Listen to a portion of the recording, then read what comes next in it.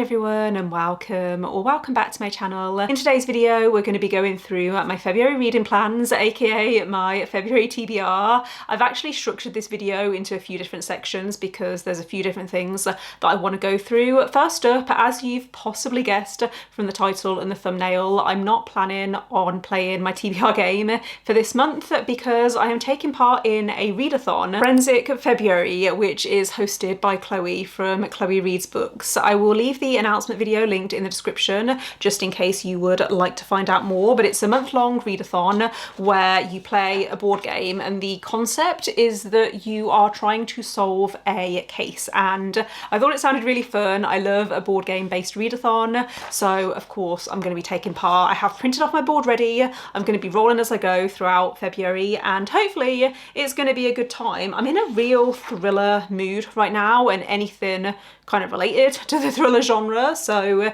it's come at the perfect time. Speaking of thrillers, I am currently filming a new thriller release reading vlog which will be going live after this video. I'm currently about to start the second book for that vlog, which was, I think, on my January TBR. It's The Crash by Frida McFadden. That only came out today, so I've only listened to the first 20 minutes.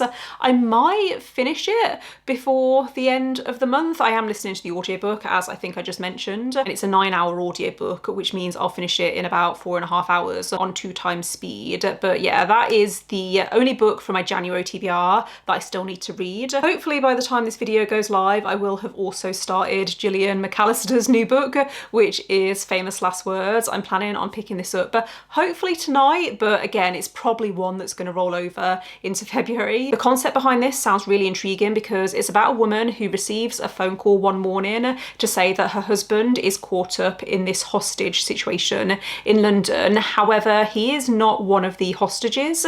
He is the person who is holding a bunch of people hostage, and she has no idea why this has happened or what's going on, and I'm assuming it's going to be about her learning that she doesn't really know her husband as well as she thought. I really enjoyed Wrong Place, Wrong Time by this author, so I'm hoping this is going to be another win. And then the other book that I'm thinking about reading for that new release thriller vlog, if I don't read it for that vlog, then I'll read it for Forensic February maybe, but Alice Feeney has a new book that again came out a couple of weeks ago. Beautiful Ugly is the name, and I have heard good things so far. I was a little underwhelmed by the other book that I read by this author, which was Rock Paper Scissors. I thought it was interesting, like the atmosphere was really good and the audiobook was well narrated, but I found it really predictable. So I don't know, I am considering picking this up, but I think I'm going to look into a few reviews first just to see if it's going to be my kind of thriller. It follows a guy who is on the phone to his wife while she is driving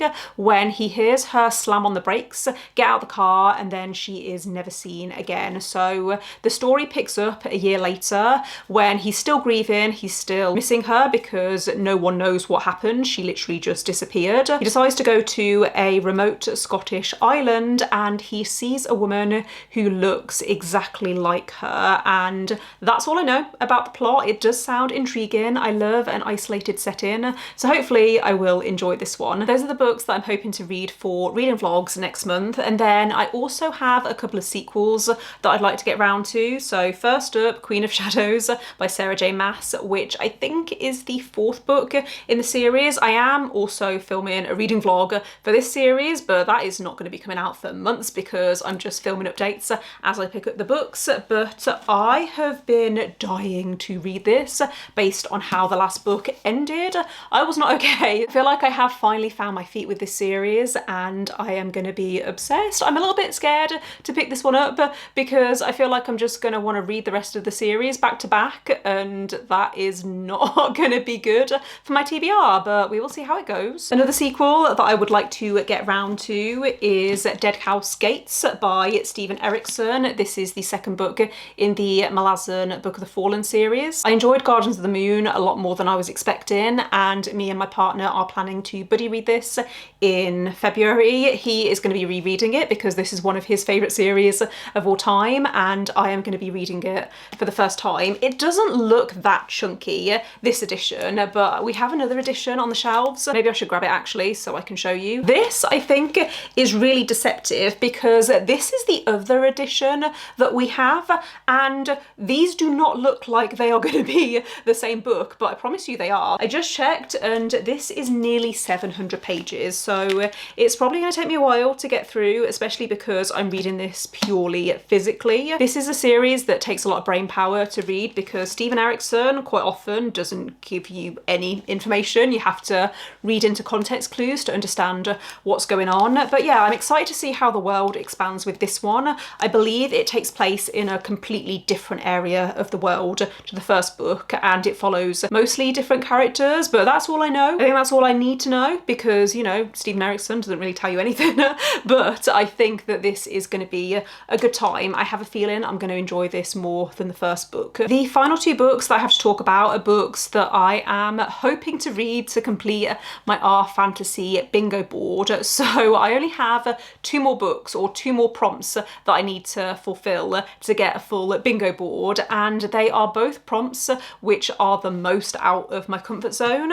So the first prompt that I need to fulfill is to read a space opera, and for this the book that I've gone with is The Long Way to a Small Angry Planet by Becky Chambers. I've been meaning to read this for a while and I'm fairly confident that this does count as a space opera. I've read a few books in the past however many months, like 10 months, that do take place in space and that are science fiction, but I don't think I can count them as a true space opera, so I'm going with this one. I believe this is about the crew of a ship called the Wayfarer, and it's more character driven rather than being about anything else. I've also heard this described as cozy sci-fi, so I don't know if it's going to be my kind of thing, but I am hopeful. It does mean starting a new series, which is something that I have been trying to avoid. However, I don't know whether this is like a continuous series or whether each book kind of wraps up like a standalone and it just follows the crew of this Wayfarer ship. Then the final book on my TBR is White Cat, Black Dog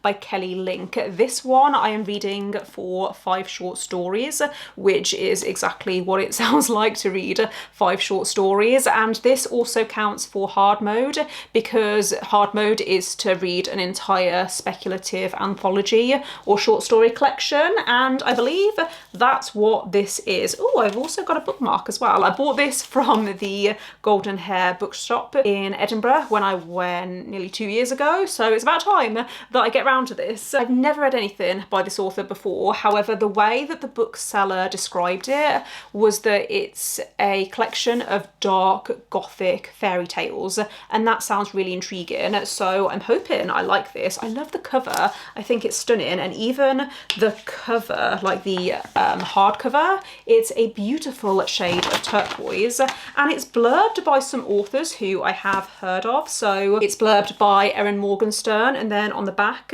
there's a few other authors like Victor Laval and Jessamine Chan, who I haven't read from, but I'm aware of their books. So yeah, excited to give this one a read. I might aim to read a short story a day over the course of a week in February, but yeah, I'm hoping that this is going to be good. I'm hoping I'm going to discover a new favourite author. Maybe not a favourite author, but I'm hoping to discover an author that I love because I know that Kelly Link has written quite a few short story collections. So this is the stack of physical books that I'm planning to read in February. I do have a few ebooks and audiobooks, as I've already mentioned, but let me know in the comments if you've read any of these and what you thought of them. Let me know your reading plans for February, and don't forget to give this video a thumbs up if you enjoyed it, and click subscribe if you'd like to see more videos from me, but otherwise I will see you next time. Bye.